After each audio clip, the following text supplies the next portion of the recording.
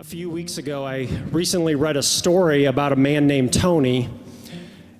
And this was several years ago. He was living out in California and he was really struggling financially, so much to the point where he only had $19 cash in his pocket. That's all the money he had to make it through probably several weeks, maybe even a month. And so Tony was thinking, well, where can I get the most bang for my buck? I've got to eat. So he had the thought, well, I could go down the street to one of those all-you-can-eat buffets, only pay $6 and just gorge myself, and maybe that will last me a few days. So that's what he did. He went down to this all-you-can-eat buffet, only $6. He was just eating plate after plate after plate of food, and he just stuffed himself.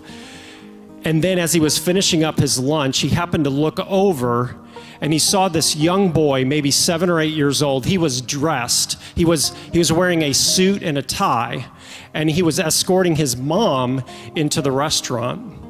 Well, Tony was really impressed with this, so as he was finishing up, he was walking out of the restaurant. He walked up to that young man and he said, "Young man, I just want to compliment you on how well dressed you are and for taking your mom out to lunch. That's great. That's incredible." Well, the young boy looked up at Tony and said, "Well, I can't really afford to take my mom out to lunch. You see, I don't have any money with me." And Tony had $13 left in his pocket. He pulled that cash out and he handed it to the young boy and he said, "Yes, you're going to take your mom out to lunch. Here's the money that you need." And with that, Tony turned and he walked. Now, in that moment, Tony recalls he should have been flipping out.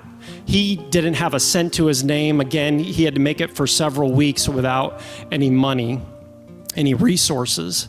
But in that moment, instead of feeling down or depressed, he felt joyful. He felt free. He felt freer than he had ever felt before. And in that moment, Tony says that he learned that the secret to living is giving.